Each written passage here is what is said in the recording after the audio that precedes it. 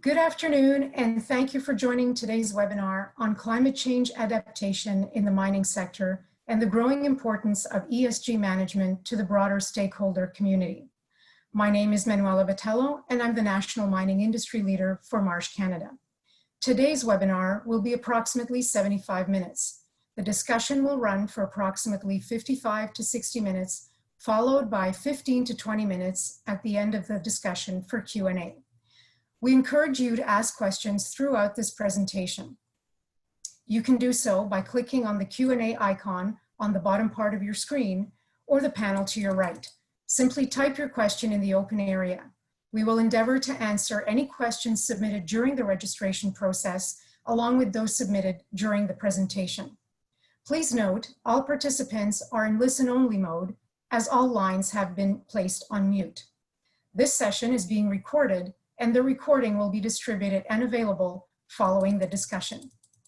Before we begin, a heartfelt thank you to all the frontline workers everywhere who continuously and tirelessly provide essential services and goods during these extraordinary times. Thank you for your dedication and perseverance. Joining me today are Maya Becker, Director of Corporate Governance and Responsible Investment with RBC Global Asset Management, Sean Capstick, Principal at Golder, Charles Dumarek, Vice President, Science and Environmental Management with the Mining Association of Canada, and Daniel Greenspan, Senior Analyst with CIBC Asset Management.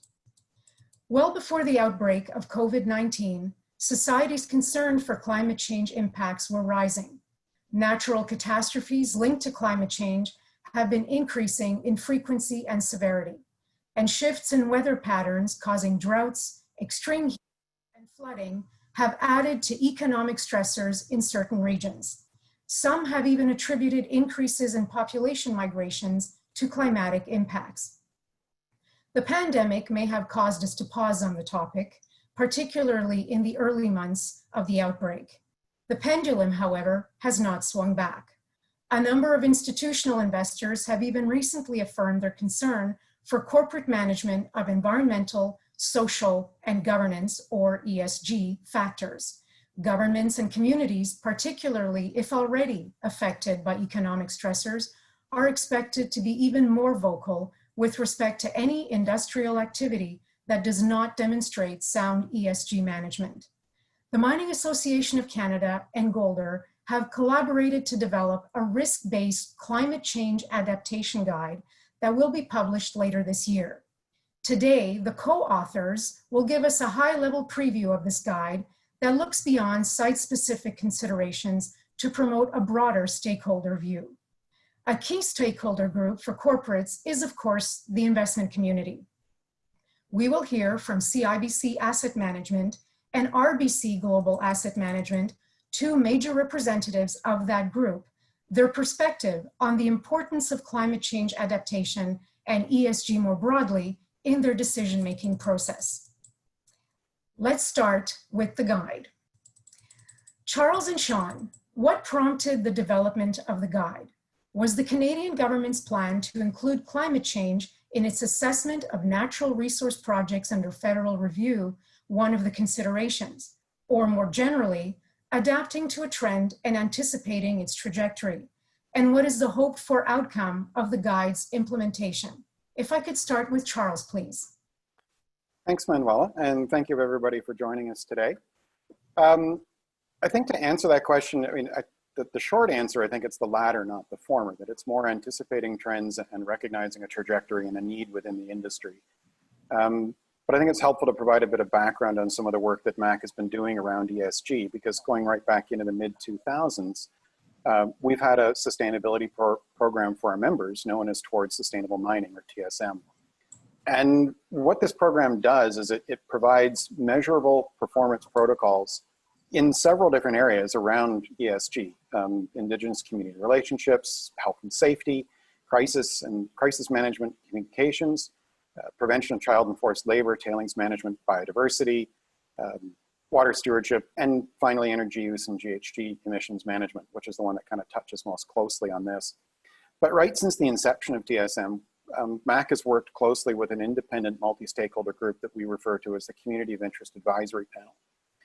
And that group provides advice to MAC, has all through the process on the design, the implementation of TSM, and also raises some emerging issues of concern that are beyond the scope of those that are covered by TSM.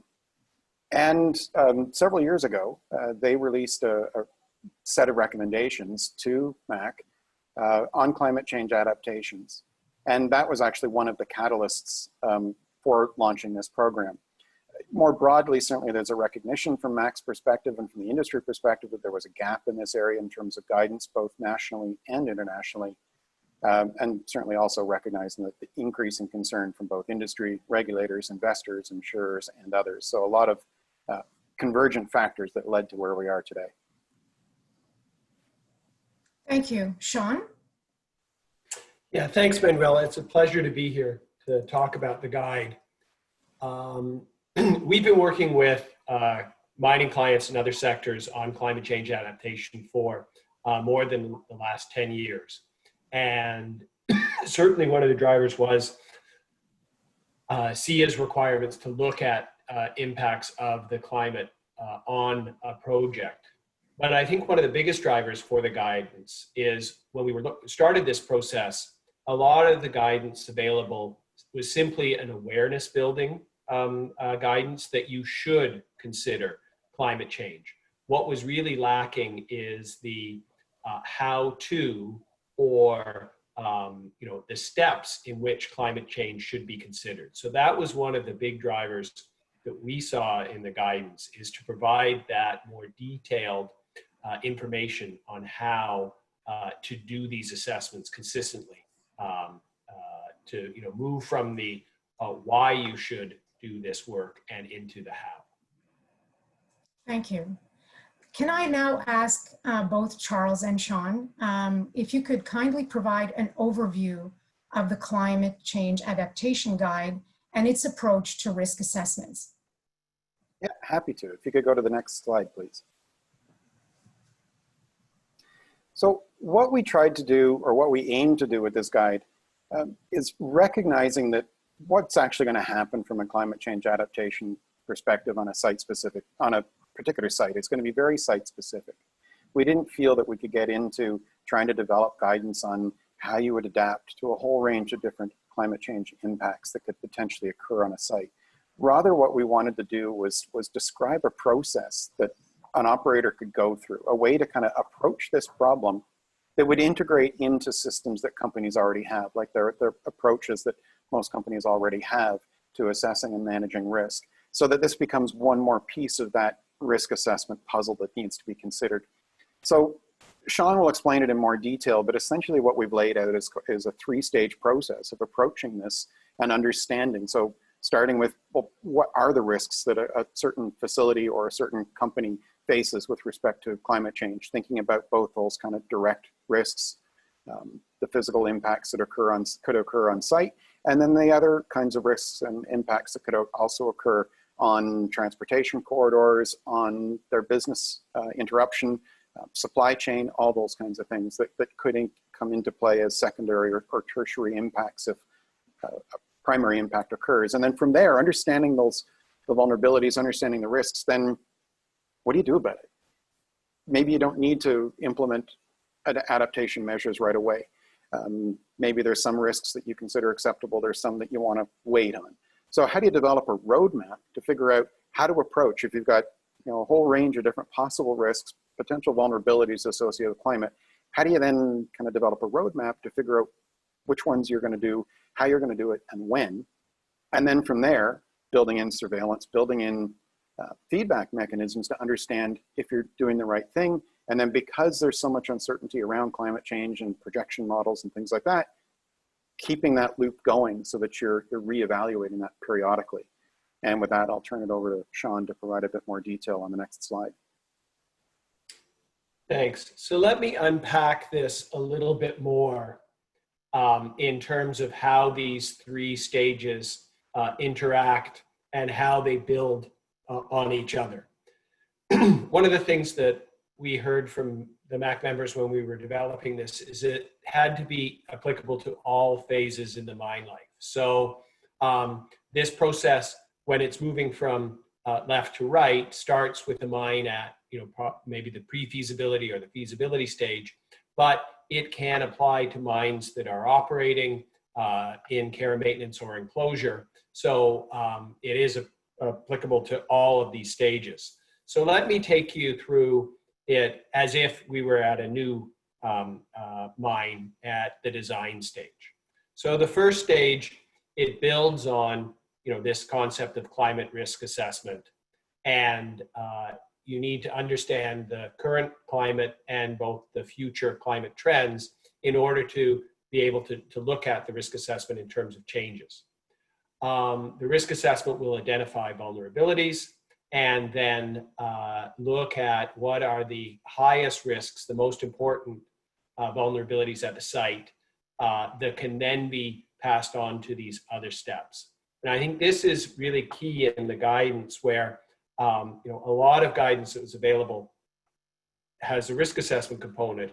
It's the decision analysis and then the continual improvement that is important additions to this guidance. So the decision analysis looks at there are multiple pathways, and I'll explain that a little bit more in my next slide. But there are many. The difference between a conventional risk assessment and a climate change risk assessment is the time of when these risks could occur and the change in the risks over time. So the guidance document does speak about these types of pathways and how you select them, and looks at some multi-criteria analysis.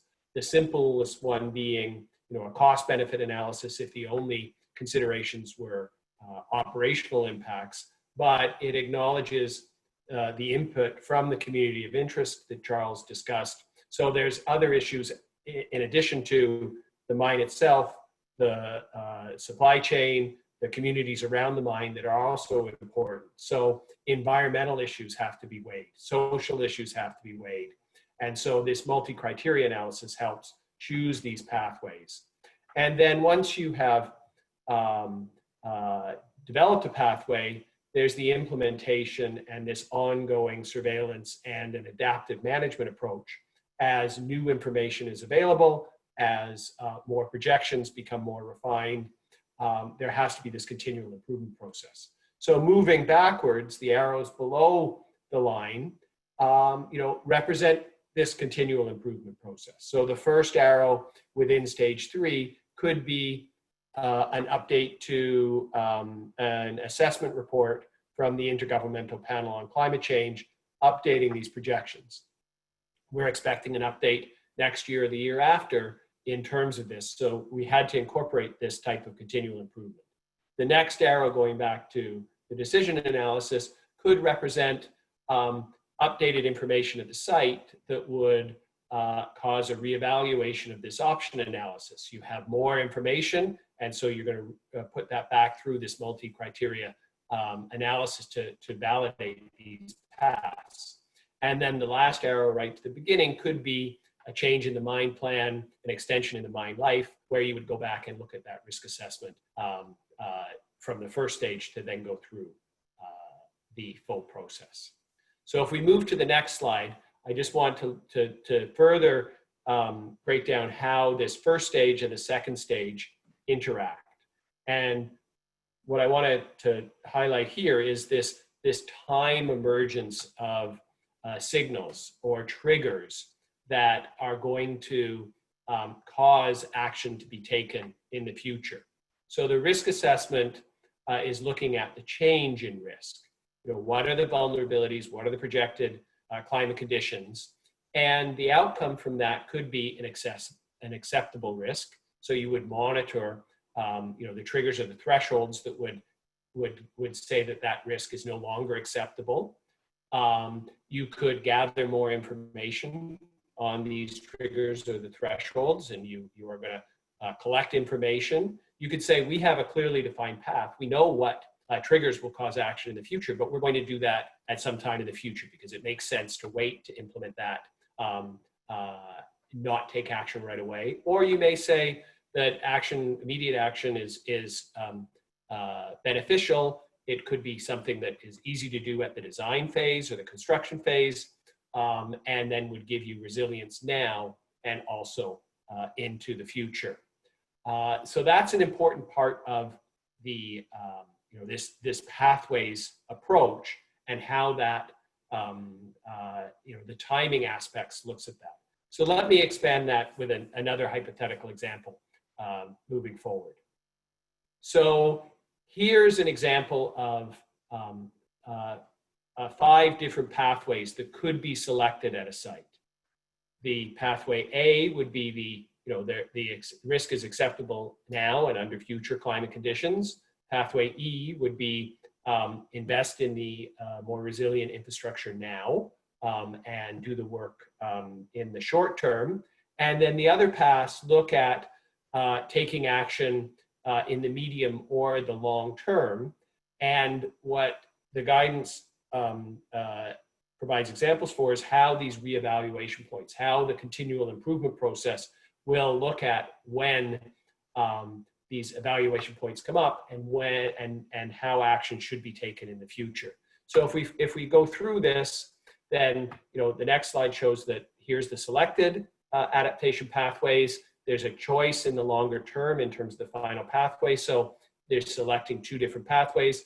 And then if we go to the future, where looking back after the mine is into closure and post-closure, what may have happened is the pathways were rearranged based on new input that happened during the life of the mine. And that's, again, an important part of the guidance to say this continual improvement process can anticipate and incorporate these types of changes. So I think the guidance really helps outline that. And although it's written for the mining sector, this thought process can apply to a number of other sectors as well. Thank you both for that overview. How have other standards or guidelines currently in existence been considered, particularly with respect to current adoption rate? How would the guide compare, or rather, what are some key differences with recognized climate change related standards? If I could start with Sean, please. So we looked at the start of developing the guidance. We conducted a literature search to look what was out there. We didn't want to reinvent the wheel in terms of developing guidance that was already available. So we looked at the ISO standards in terms of risk assessment and climate change risk assessment.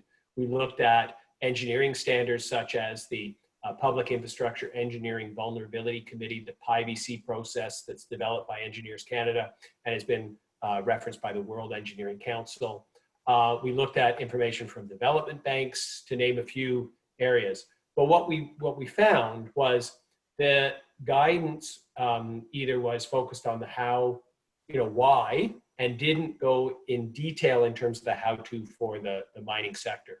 So in building on that information, what we really tried to focus on is how to incorporate the uncertainty and how climate change risk is a modifier of the site's current risk, that it wasn't something that had to be considered outside the risk assessment process, but rather building the uncertainty of a changing climate within that risk assessment process was the value that we brought out in terms of developing the guidance. Thank you, Sean. Charles? Just to build on Sean's point, as he noted, there is a lot of existing guidance out there, not necessarily suitable for what we were trying to do, but that field has also continued to change. And one good example of that is after that literature review was done, International Council of Mining and Metals released in late 2019 a guidance document on climate change adaptation. So MAC, we're in close communications with ICMM on that. We actually put our project on hold for a short time because we wanted to make sure that what we were saying, particularly within the mining industry, was aligned with that existing ICMM guidance. But what the MAC guidance does, I think, is go into a greater level of detail in terms of how you can approach climate change adaptation on a site-specific basis. I think one thing that's important to emphasize with the guidance that we didn't say right off the top is that it is focused on the physical impacts that could occur in a changing climate. It doesn't address anything to do with mitigation on the emissions side of things.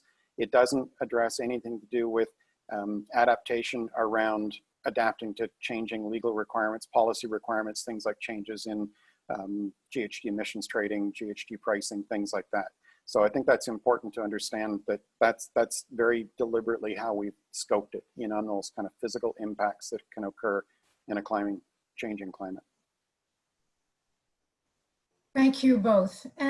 Maya and Dan, as representatives of the investment community, a key stakeholder group, how might you consider efforts by a corporate to implement the Climate Change Adaptation Guide in the context of your investment decisions? While the guide has a more technical slant, would you consider a discussion on a corporate's progress on adapting climate change-related risk management a useful and meaningful indicator of the issuer's commitment to sound ESG management? If I could start with Maya. Thank you, and good afternoon, everyone. In terms of answering the question about how we'd consider an issuer's implementation of the Climate Adaptation Guide, I think it's perhaps useful to start by providing a bit of context into how RBC Global Asset Management would consider climate change as part of our investment decisions when we invest in a company. So as an asset manager with over $300 billion in assets under management, we're a fiduciary of our clients' assets, which means we have a legal responsibility to consider all material factors that may impact long-term risk-adjusted returns. For ourselves, we consider ESG factors and climate change specifically as a material factor in that decision making. So what this means is that our investment teams, all of our investment teams globally, and there are over 20 of them, they integrate both financial and then extra financial information. So information about a corporate issuer's approach to climate change in their decision making. And when we talk about technical expertise, I think it's important to realize that within our investment teams, there are highly technical individuals with deep sector expertise, and that includes deep expertise in mining. So we have that technical expertise that sits within our investment teams already. And that's where the technical nature of these types of guidance documents is very useful for us as well. Now, this approach to climate change, what that means for a corporate issuer, such as a mining company, is that their management of environmental, social, and governance factors, including climate change, is something we're already considering today. So whether companies are aware of it or not, we're already looking for that information. So where this guide has a role to play from our perspective is enhancing the quality, the depth, and the scope of that information that we have available to us. So certainly from an investor's perspective, we think it's hugely beneficial to have an industry or sector initiative that seeks to provide greater scope, depth, and approach to how a company would look at the physical impacts of climate change, put in place risk management processes, and then ideally integrate that into strategic decision-making, financial decision-making, and governance. One important consideration I would make, however, is for companies to think about once they or as they are implementing this guidance, how will they be reporting or disclosing the information of how they've done so, and how will they share that information with investors? It's important for us to have access to that information so that we can help and enhance our ability to integrate that in our decisions. Thank you. Thank you very much, Maya. Dan? Hi, good afternoon. Thanks very much. I think efforts to implement the Climate Change Adaptation Guide will be important for a couple of reasons. At the highest level, I think it'll help manage the risks of the business as they relate to the climate change reality. So, the bottom line is companies set expectations and investors and analysts rely on those expectations to value the stock. So, failure to account for and mitigate risks like climate change can cause expectations to be missed that'll have a negative impact on earnings, reputation, share price. So I think the guide can be a useful tool to provide a framework and structure for risk management of climate change to make sure the companies are properly considering and managing the relevant risks. Secondly, I think the guide will help manage ESG risks that companies face from investors scrutinizing the sector. There's not a lot of patience or excuses around environmental failures, which in some cases can be related to climate change, and it can be very difficult for companies to get out of the penalty box after environmental infractions. So, poorly managing climate change risks that result in environmental failure can result in multiple compressions in the stocks that can have a long-term impact on a company. And then finally, I'd say I think efforts by corporates to implement the adaptation guide will help create a template and a framework for discussion with key stakeholders about the actions the company's taking on climate change. And that's not just with equity and fixed income investors, but with local communities, governments, regulators, unions, really any stakeholder in a company. At the end of the day, climate change is top of mind for our investors, and a discussion around a framework that a company is putting in place to address climate change risk, I think would be a useful and material indicator of proactive ESG management. And I would say, more than that, it signals to us a proactive risk management strategy in general at the company. Great, thank you both very much. A number of institutional investors have been more vocal in their stance with respect to decarbonization, climate change related risks, and ESG more broadly. State Street, for example, recently called on companies to communicate to investors the short, medium, and long-term impacts of COVID-19 and explain how they may affect the company's approach to material ESG issues as part of long-term strategy. Others, like BlackRock and Vanguard, have stated that ESG disclosures remain critical. Could I ask you, Maya and Dan, to provide an overview of your respective firms' position in this regard? I'll start with Maya, please. Thank you. So in terms of RBC Global Asset Management's approach to ESG, we do have an approach to responsible investment, which is our guiding framework for how we look at environmental, social, and governance factors across the firm. I'm going to focus specifically on climate change here in this discussion. Next slide, please. And before going into how our firm looks at climate change and integrates it into the investment process, I just want to give a high-level view of how we look at climate change in that approach. So firstly, at RBC GAM, our position on climate change is that it's a pressing issue and a systemic risk with the potential to affect the global economy, markets, and societies. And as investors with multi-year, if not decade time horizons and portfolio exposure across the global economy, this means that climate change may be a potential material issue for all of our global investments across all sectors, for equity, fixed income, and real assets. So when we look at climate change, we do consider both those physical risks and opportunities of climate change and those transition impacts that arise from efforts to both mitigate and manage rising GHG emissions.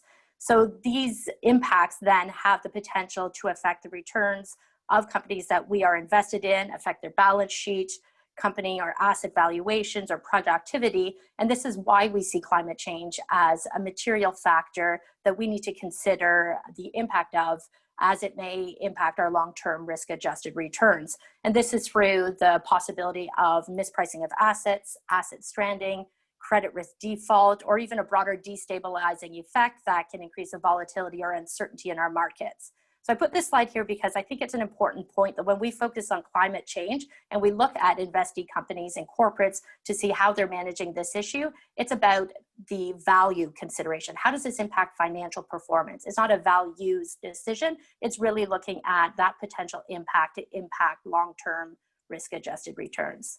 Next slide, please. So in terms of our strategic approach and view on climate change, in April of this year, we launched a climate change strategy that seeks to formalize and expand the actions we're taking to address climate change across three main areas or pillars. And when it comes to ESG more broadly, our enterprise approach to responsible investment is also aligned with these three pillars. And these are really the key actions or areas that we focus on when we look at how to implement ESG and climate specifically within our investment process. So this first pillar focuses on fully integrating consideration of climate change factors into those investment decisions. And we do that in a number of ways. First, this year, we've been rolling out a program to certainly build expertise on climate change and knowledge within our investment teams. When those investment teams are making decisions, we're ensuring that they have access to data and analytics relating to investee companies' approach to climate change and how they're looking at these issues.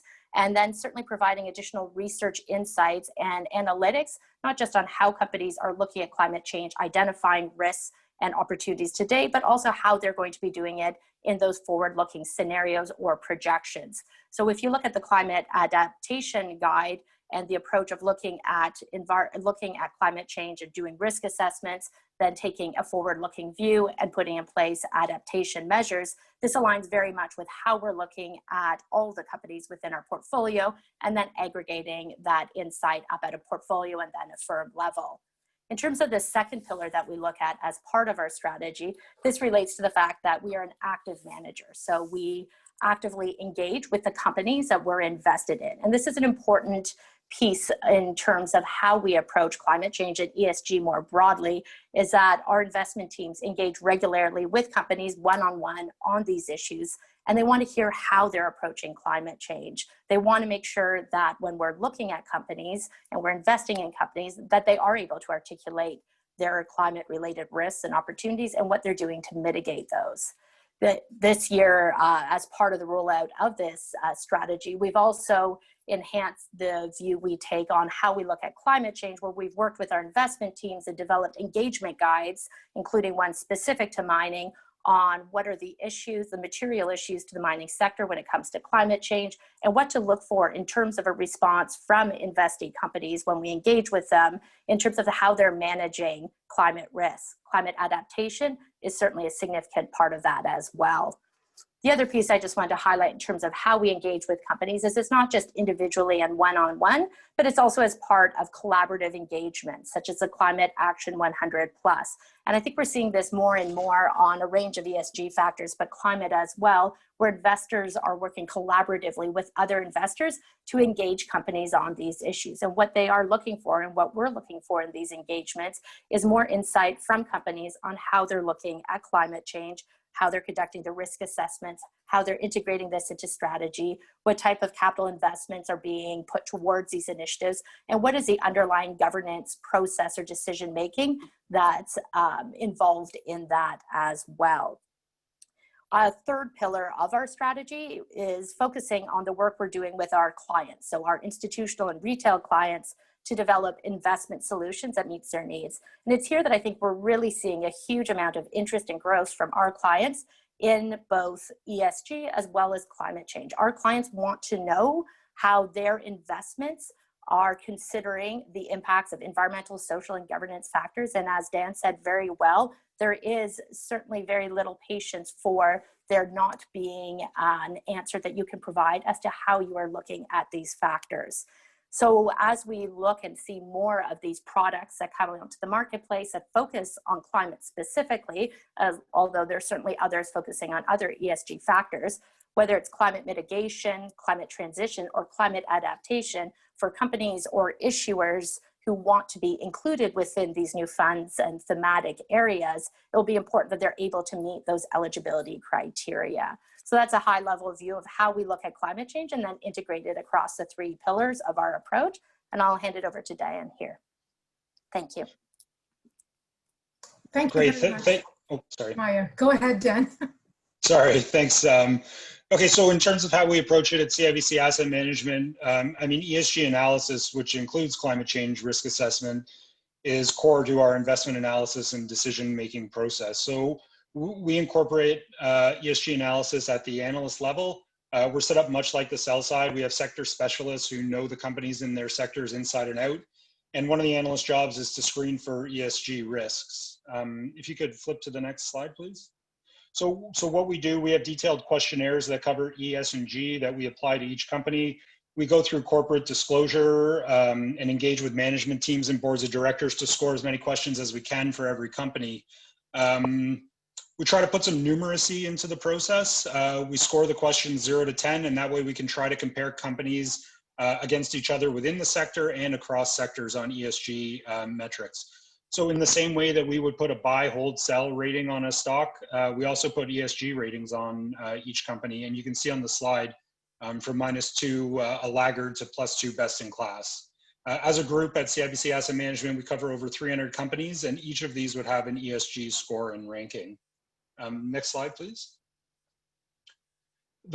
We put the biggest influence on governance. Our view is that good governance is a significant contributor to proper environmental and social practices, and that includes managing and mitigating climate change risks. So you can see on the slide, just trying to give a bit of an example of how we come up with our score. We'll run through questions on E, S, and G, score them 0 to 10, weight E, S, and G to get an all-in combined score, which will then compare to other companies in the sector. Next slide, please. In terms of what we do with the data, ESG issues are considered when voting proxies, but also, and more fundamentally, I mean, poor ESG at a company becomes a barrier to us investing. The bottom line is that if it screens poorly, then it's a difficult investment decision for us to make. This slide is just giving you an example of a few of the different things we look for in the ES and G categories. So you can see in environment, we're looking at climate change issues, water, recycling, waste management. In social license, we're looking for details on health and safety, labor policies and relations, human rights. In governance, we're looking for genuine board independence. We're looking for alignment of board and management through ownership of the stock. We consider business ethics, legal and regulatory compliance and risks. And all that drives a view on the risk that the company faces, which has an impact on the equity value that we apply for each company. So that's how we think about it at CIBC. Thank you. Thank you very much, both Maya and Dan. You know, both forward-looking perspectives. How do you see this position evolving in the next decade? And do you believe that the 2020 pandemic will ultimately have a material effect on this evolution? If I could start with Dan. Sure, thanks again. So I would say, I mean, look, I think ESG analysis is becoming table stakes, and I expect that'll continue in the coming years. I don't necessarily see the pandemic either accelerating or decelerating the evolution of ESG analysis. I think it's in full swing. I do think the pandemic has shifted some of the focus for ESG in the short term more to health and safety issues, but ESG focus naturally does shift from time to time when issues and events come up. I would say I do think mining is actually ahead on the ESG game, because even before ESG was a trendy topic, as a group, we've always been talking about things like water management and First Nations relationships, tailings dam, CSR programs, because these are the issues and factors that give the miners social license to operate. So without proper ESG programs in place, you know, local communities will blockade mines, governments will pull permits. So I think the mining sector is actually in a good place to lead on ESG over the next decade, because we've been having these discussions for years. I do think where there is room for improvement in the mining sector is on the governance side. When we talk about ESG in this sector, we rarely get past the E and the S, and I do think the industry has some work to do on the G side to be considered a leader in that space. Thank you, Dan. Maya? Yeah, thank you. And I think I'd echo a lot of what Dan had said there. Is I think the focus on ESG has been underway for a number of years now.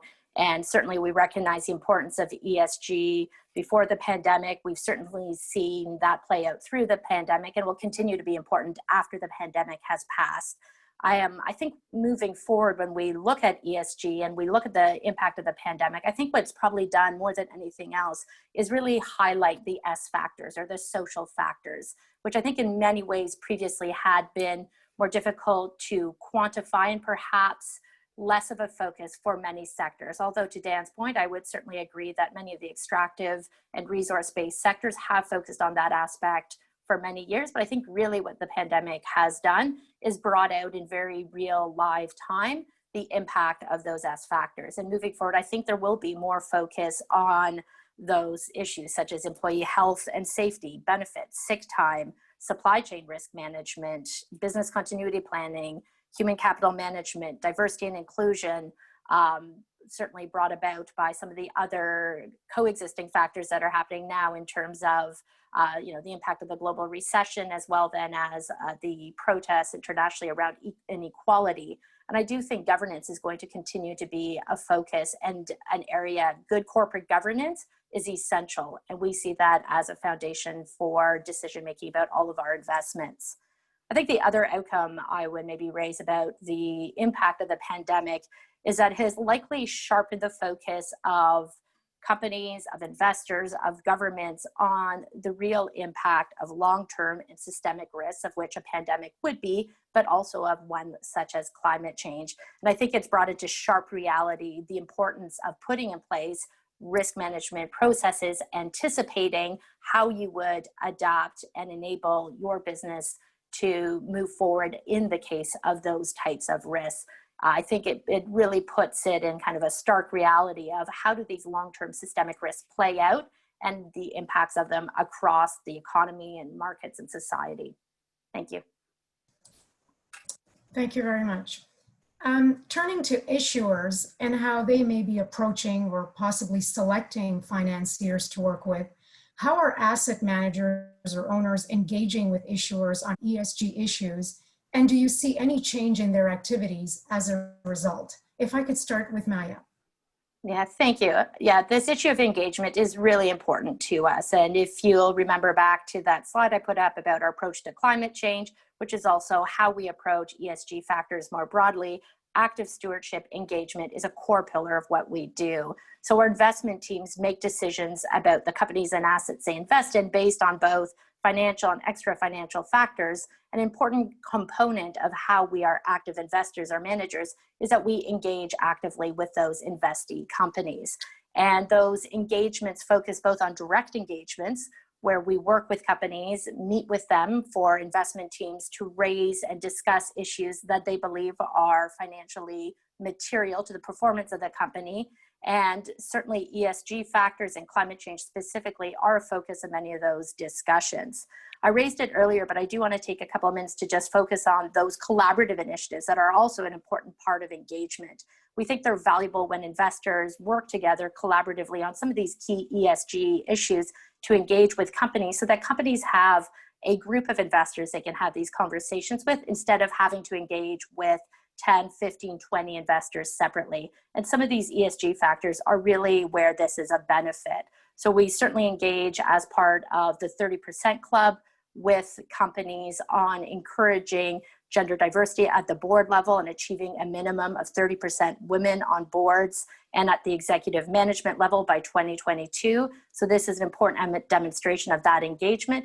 And then also through that Climate Action 100 group, which focuses on 160 plus companies globally and engaging with them on the actions they're taking and encouraging more action to address climate change, to implement effective governance on climate change, and produce disclosures on climate change.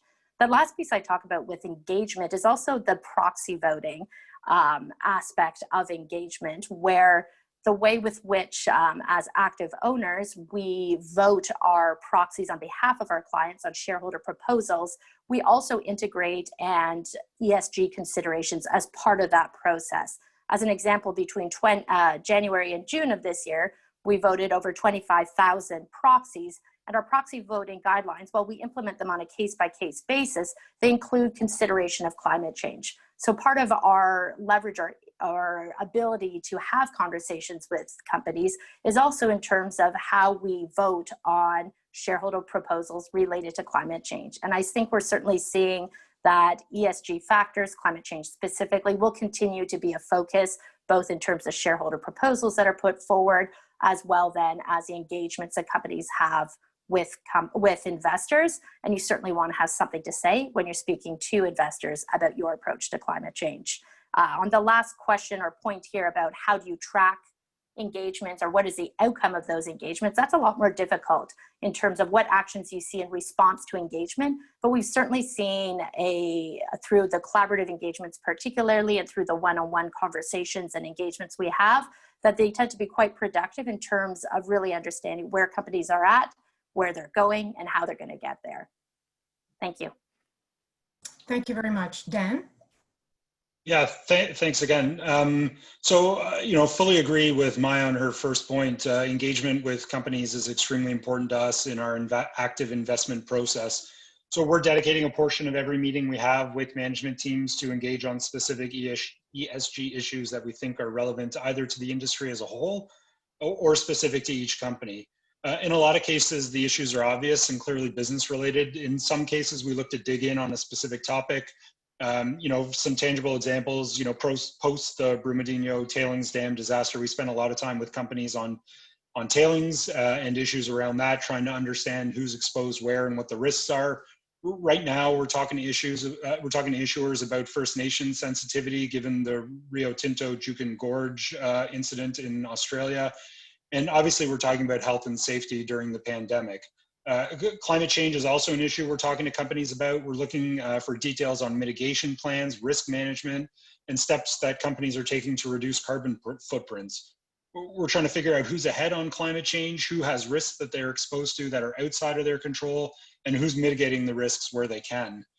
I would say we are seeing some positive changes in activity from issuers in recent years. I would say some of that is inevitable, given that it's an area that investors are intensely focused on. Disclosure is getting better on ESG in general, but I do still think there's room to improve. I think the mining sector has a lot of data on ESG, and I think as a group is still just figuring out how to best present that data and tell the story in a more clear and concise way. Thank you very much. Much of the implementation of ESG initiatives typically rests with technical specialists within a corporate's organization. Indeed, often C-suites and board directors receive abridged general status updates, and these can be further abridged for the purposes of public disclosure. Going forward, do you anticipate continued pressure on corporates to further increase disclosure on climate-related risks and ESG performance?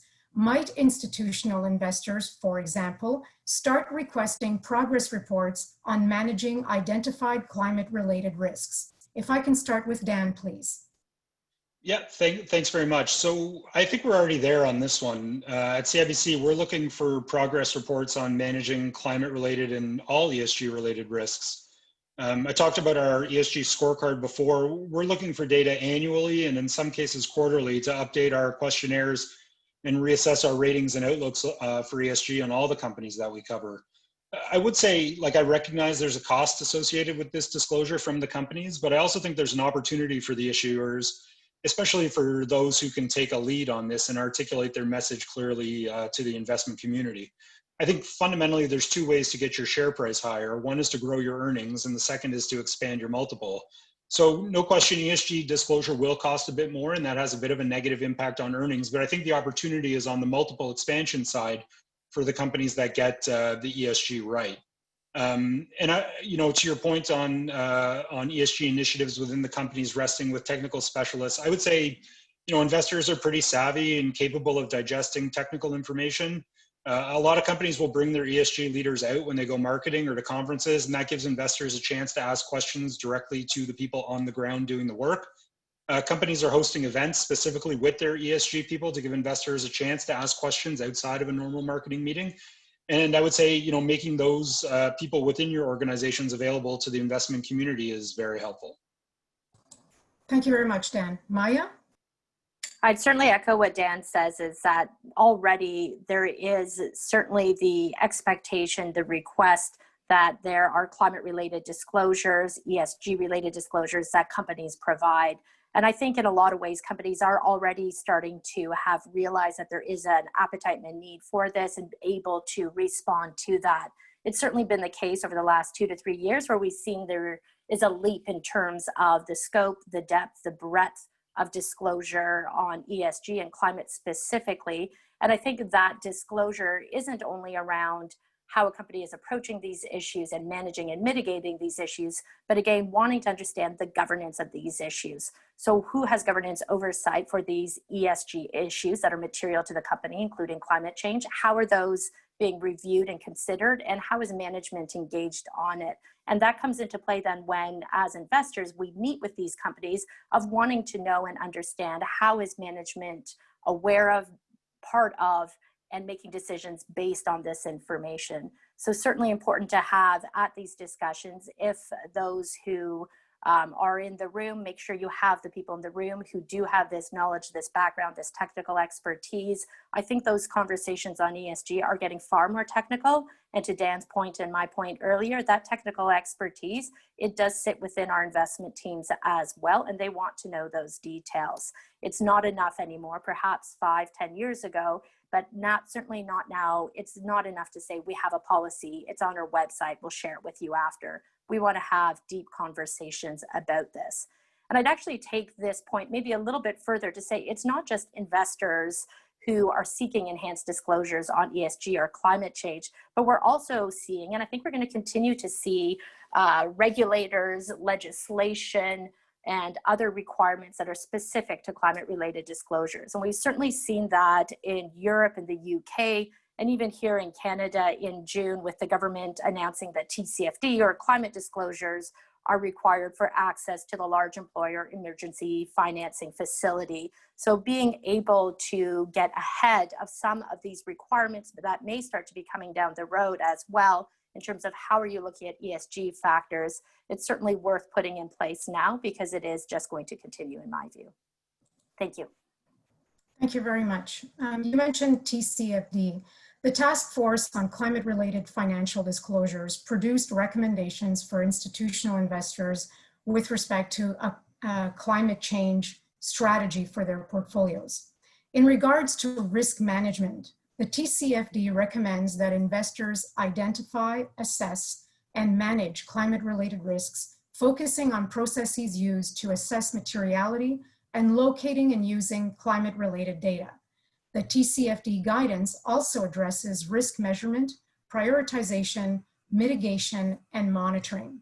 Based on what you've learned about the Climate Change Adaptation Guide presented by Mack and Golder, in your view, could the guide and its outputs of the implementation be used to support issuers in meeting the TCFD recommendations, as well as those of asset managers?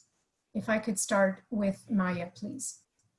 So the short answer on that is a very clear and definitive yes. So I think one of the pieces with the TCFD that I think is important to recognize is who developed the TCFD. So the TCFD is a framework developed by the Financial Stability Board, which is the G20 finance ministers. So again, the focus on climate change, the TCFD disclosure, is really about the financial materiality of this issue for companies.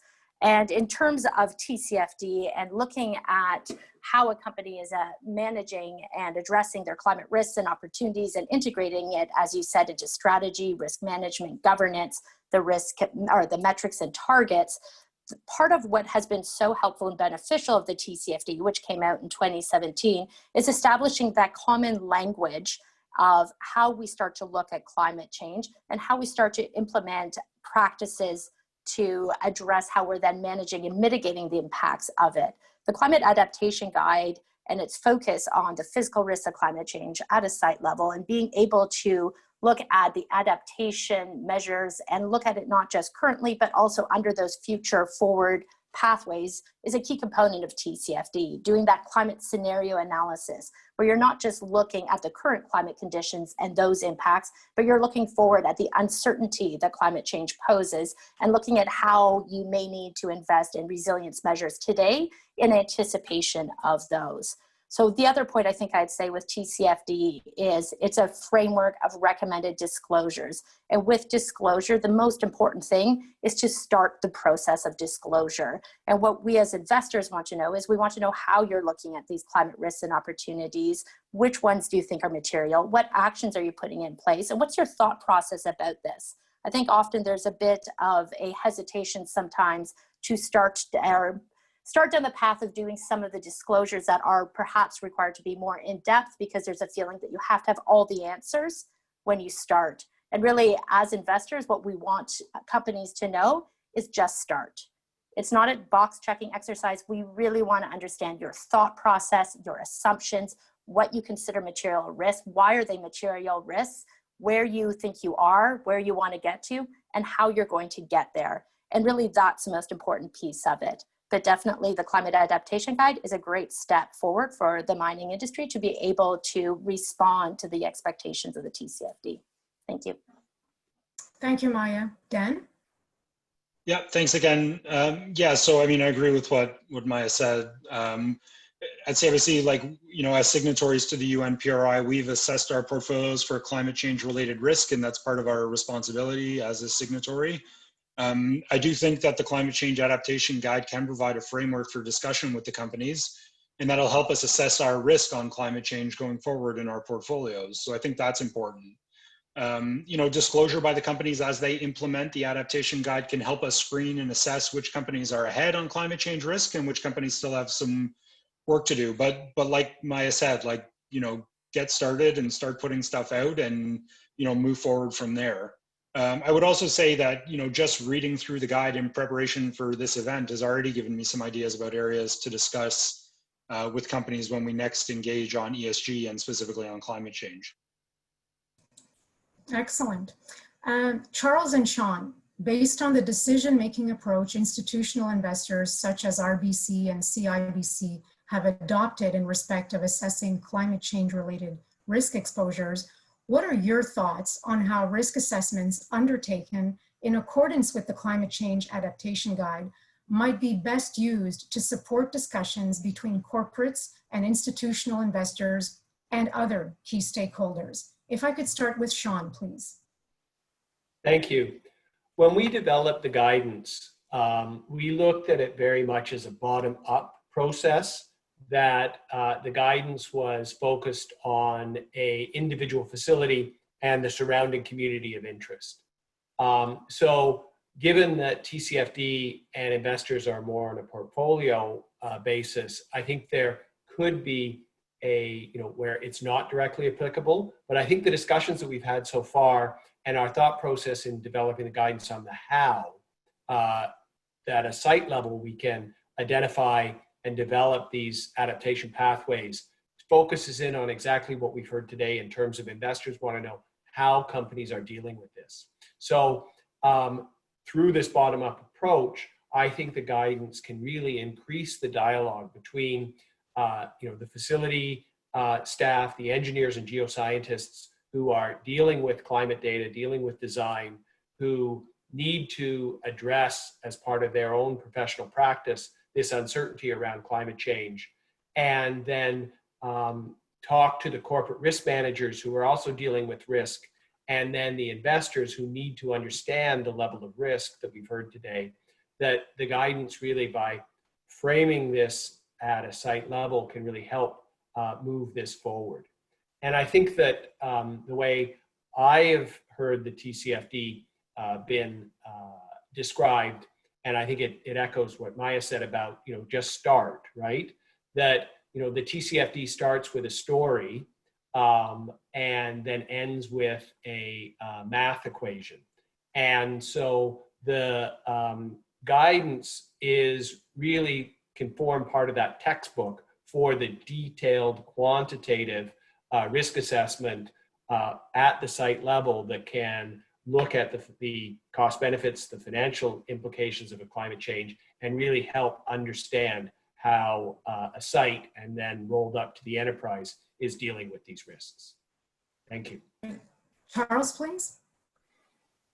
I don't have anything specifically to add to Sean's comment in response to the particular question, but just to sort of this theme of the panel in the whole, I think one thing to emphasize that we have a really good illustration of the really strong and potent role that investors can play in driving ESG, and that comes from the tailings side of things that Dan already mentioned.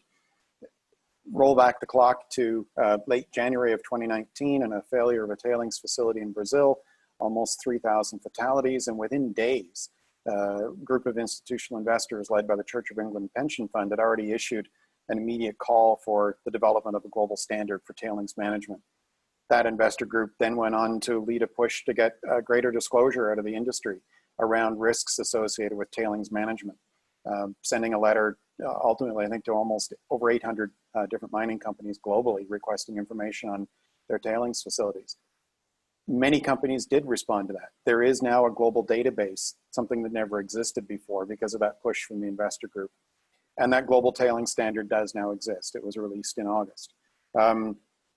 So I think that really illustrates the potential power of the investment community, particularly through a mechanism like the signatories to the UNPRI, because they were one of the co-convening partners in developing that standard for tailings management. So it's important to recognize that there's a lot of muscle there that can be flexed very effectively when chosen to do so.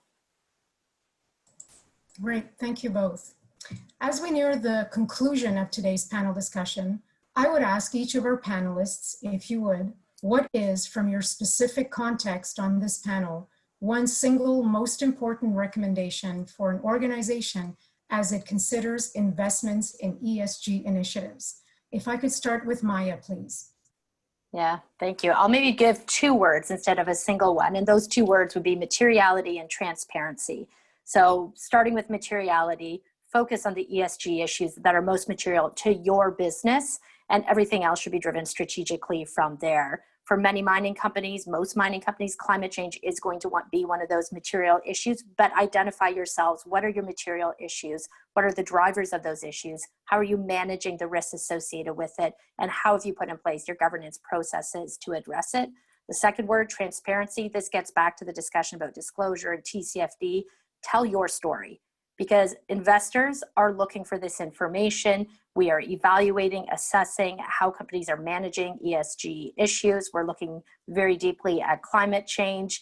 Be transparent about where you are in this journey, in this process, and get started. Again, don't wait for all of the, perhaps to have that perfect package, and start having those conversations, because that's part of what we're looking for, as well as an understanding of where you're at as a company. Thank you. Thank you. Sean, please. So the guidance document speaks directly to the ESG, and let me give you an example. In terms of the vulnerabilities that are required to be assessed, and there's examples of these types of vulnerabilities in the guidance, speaks to how a site can impact the environment, and how climate change can affect that. The focus in the guidance in terms of the community of interests speaks to the social, that it isn't just the physical aspects of the climate change risk on the site infrastructure, but the physical aspects on how the site and the supply chain fits into the larger social aspects and the communities around the mines.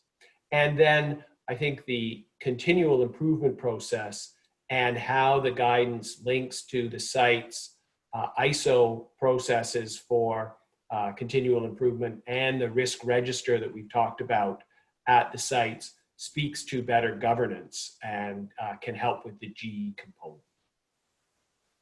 Thank you, Sean. Charles? I think to build on Sean's point, I think there's a risk, I think, with dealing with climate change adaptation to have a bit of tunnel vision and a real need to think big picture with it.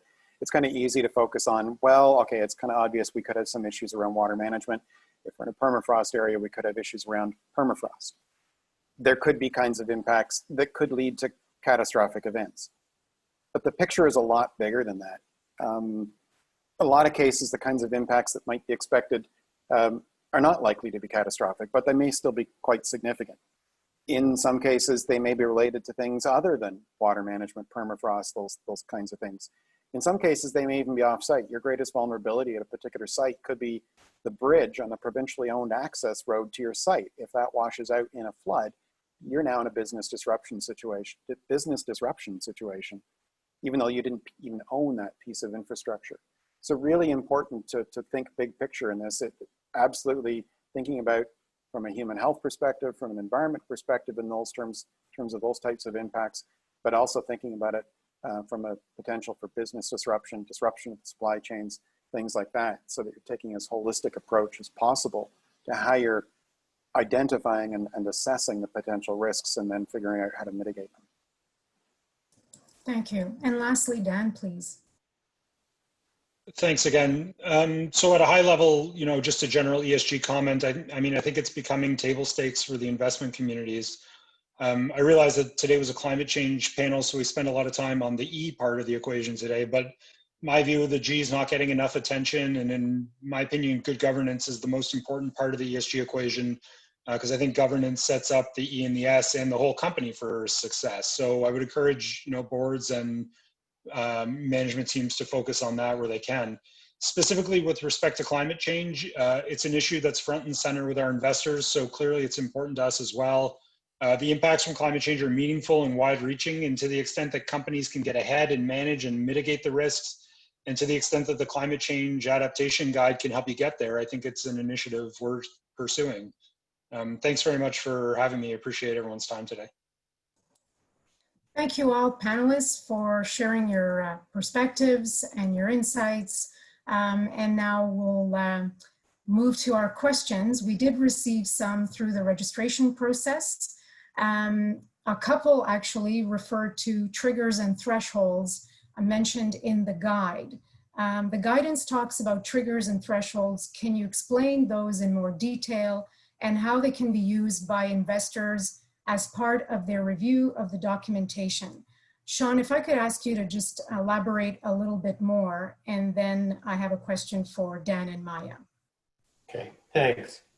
So if we go to this idea, this concept of triggers and thresholds, I think it's a good way to explain in terms of what the previous standard of care was and what the emerging standard of care for engineers and geoscientists are. So I think we've got a back pocket slide on this that might help. So in the past, their good engineering included a safety factor.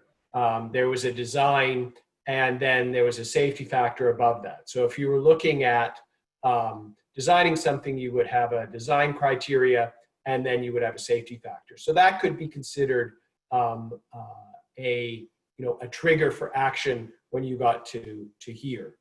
But now the accepted understanding is, the current load, the current climate is not an indicator of future climate.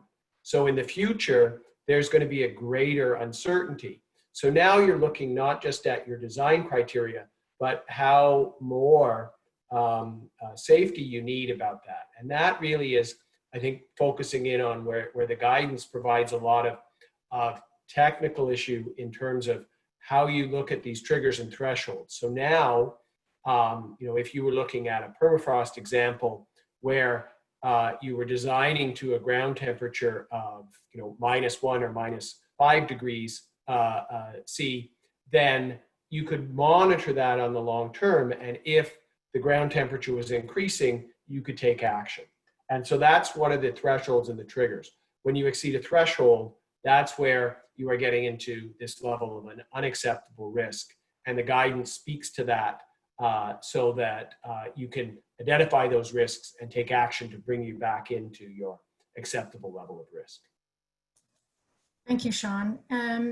Dan and then Maya, would the use of triggers and thresholds, or rather more clarity around those, add to investor confidence in the information or data that's provided to the investment community?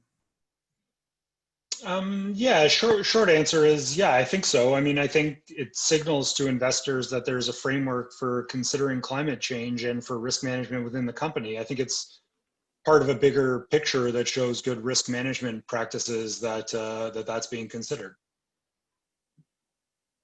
Thank you. Maya, anything to add?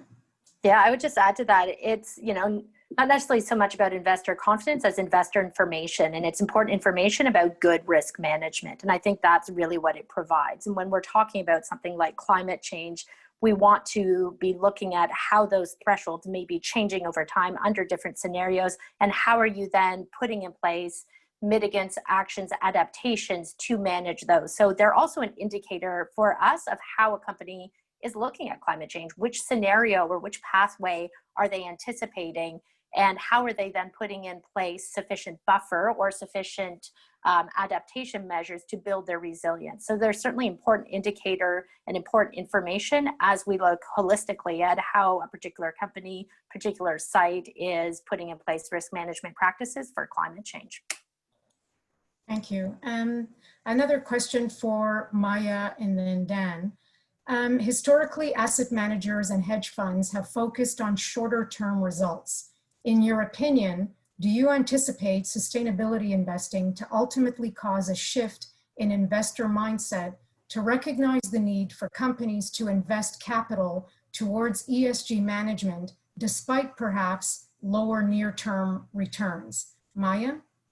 Yeah, so I think there are a few things to unpack here, which I'll try to do quickly. And I think the first is that I think you'd find a hard time finding any asset manager in North America or Europe, certainly, who would agree with the statement that integrating ESG factors generates lower returns. And we have certainly found that research shows the opposite. Companies with strong ESG related practices have produced lower risks, lower cost of capital, better operational performance, and better share price performance over the long term. And then secondly, as an asset manager, again, we look at material factors that may impact long-term risk-adjusted returns. The reason we look at ESG factors is because they are material to that objective. So this is something that we're already looking at and that we're already considering. And you just need to look, it's not just ourselves, either, CIBC or RBC here on the call, but if you look at the UN Principles for Responsible Investing that have been mentioned a few times, there are over 2,500 asset managers and owners who are signatories to that. ESG is something that asset managers and owners have certainly already identified as something that's important in their investment decision making. Now, in terms of what may change with respect to how investors approach ESG moving forward, I do think the depth and quality of the data analysis engagements that investment teams are having with companies is going to be enhanced. There's going to be more focus on this, deeper analysis, and more focused conversations, certainly with individual investors and through these collaborations. And I certainly think there's going to be an enhanced expectation that companies and senior management are informed and articulate on these issues. Again, I would absolutely echo Dan and his comments about the importance of governance and corporate governance and the ability of executives, boards to be able to speak to these issues and have a view in them will continue and just become more important moving forward. Thank you, Maya. Dan, anything to add? Yeah, not much to add to that. I would just reiterate the point I made earlier in the presentation that I think for companies who get ESG right, there's an opportunity for multiple expansion and appreciation in their stock prices. So, Maya made the point about higher medium-term returns for investing properly in ESG, but there's even, shorter-term benefits from that directly in the share price if you get it right and can demonstrate to investors that you're getting it right. With respect to the second part of your question, you asked about, I think you asked about shorter term investment timelines. I think, hedge funds will be faster, money will be longer term investors. I don't think sustainable investing necessarily changes any of that. Great, thank you. We have a question regarding life cycle analysis and what are the emerging trends in this area. This might be for Sean and Charles in connection with how the guide considers project life cycle. Sean, do you want to start? Yes, thank you. So the guide is intended to be applied across the entire mining life cycle. So from the pre-feasibility to closure. And the guide does talk about the level of information that is required changing over that mine life cycle. So at a pre-feasibility stage, you may have less granular, less detailed climate information and have more uncertainty in terms of the climate adaptation measures, but they have to be considered at that stage. In design and in operation, you are going to need very much granular information in order to use that information as part of the design and to establish these thresholds and triggers. And then at closure, best practice is to consider closure at the outset of the mine and work on closure continually. But the climate issues around closure are much greater highlighted in that closure is going to last a long time, and you want to not have an active, as active a management process during closure. So you want to make sure the structures that you're leaving in place resemble the natural environment and are going to be resilient to changes over a much longer period of time. So the guidance speaks to all of those phases, and it's making sure you're applying the guidance appropriately at the appropriate stage. Thank you, Sean. Charles, anything to add?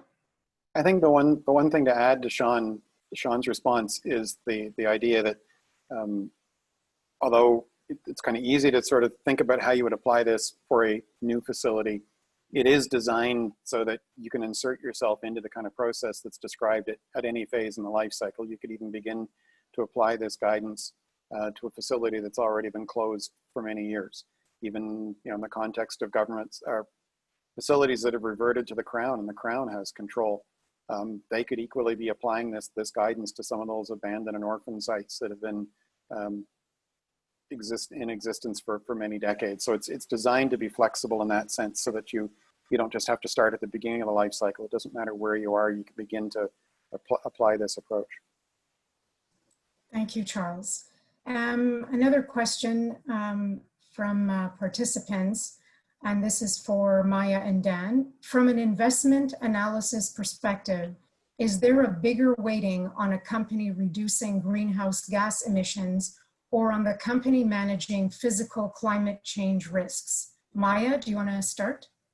Yeah, I can start with that. So certainly when looking at a company, we're looking at both those aspects. So how is a company managing GHG emissions, air quality, water? We look at a whole range of different issues, and that includes their approach on climate adaptation as well. We don't weight them per se in terms of this matters more than that. We do look at materiality at a sector level. So across different sectors, different aspects of climate, physical or climate risks or transition climate risk, we do identify those as being more material or less material to a particular sector. What I will say though about GHG emissions in terms of data availability and quality, that is some of the more available data that we do have for ourselves. And I think that may inadvertently put a greater weighting on that aspect because there is data available to be used in quantitative analysis where it's far more difficult to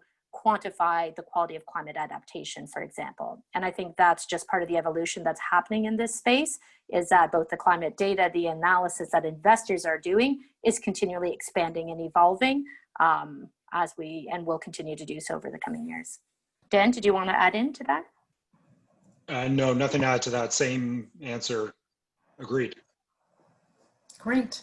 Well, as we've run out of the allotted time, you'll now see a pop-up survey question on your screen. We would be grateful if you could take a moment to click on a response before we close. We'll just take a moment to give participants a chance to respond. And we'd like to thank again our panelists for all their time, their insights, sharing their frameworks. I'm sure a lot of people are looking forward to the publication of the guide. And to everyone else, thank you very much for joining our session today. We hope you found the panel discussion insightful and informative. Thanks again all, and keep well. Thank you, Manuela. Thank you very much. Thank you to the team for putting this together. Thank you. Thank you. Pleasure.